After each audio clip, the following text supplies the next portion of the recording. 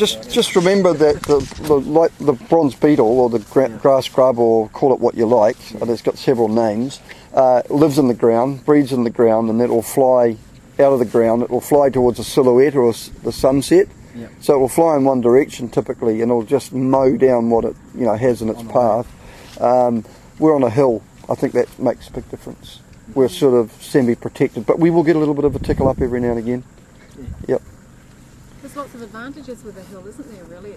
Other than changes of work, but you don't... Pros and cons, I would call it. So much. Yeah, not monetary advantages. And it's pretty. Yeah. It's pretty. It's pretty. Yeah. Pretty expensive.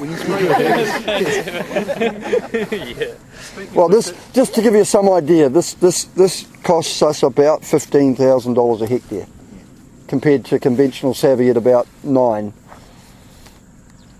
Just a rough idea. What does it sell for? That's commercially sensitive. You'd have to check that with Claudia to see if she'll tell you, but it's not cheap fruit. How much was the sav again? It's at $15,000 per hectare, roughly, to manage. About 9. About 9 for sav, give or take. It's got a bit more expensive, sav, lately, particularly this year.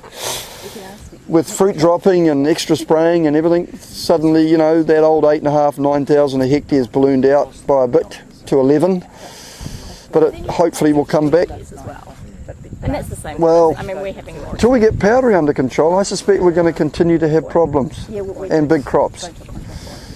You feel autonomous when it comes to all the decision making that you have to do? Pretty much. How often do you consult with you? Oh, I email Dave. He comes and lives in New Zealand for about 4 months.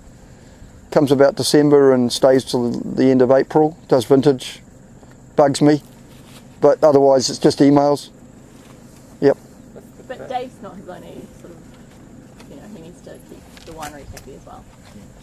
Dave's not his only customer. Oh, no, I've got other clients. I make wine for Toi Toi, the Toi Toi brand. I don't know whether you're familiar with it. It's not a massive New Zealand brand, but it's about 10% of sales. It's an export company. I do work with another company based in Christchurch and another couple of smaller clients. That's the winemaking side. That's by far my biggest, job. And then, of course, it is NMIT now. It used to be Lincoln, but it's now NMIT. I used to work there at NMIT for 7 years, so I know it well. Actually, I think, Sue, you did, didn't you? You took over my old job. 11 years ago? Yes. Crikey. Round and round we go, don't we? Yes. So it's almost deja vu, It is. really. All good. It's great to see so many, people that are so interested and your questions are really good, and obviously you're pretty switched on bunch, which is great. It's awesome, and good luck in your careers. The industry's becoming harder and harder employment wise. I'm not going to hide from that, and I'm sure nobody's going to pull the wool over your eyes. You're going to have to do a good job, and but I'm sort of coming to the end of it. So there's people exiting the industry and new folks coming on. So all the very best, and thanks for your for listening and being very polite, and we'll probably see you around campus. Am I going to teach any of these people? Have I been nice enough to them? Yeah, you have. Perfect. Very pleasant crust. Perfect. Excellent. So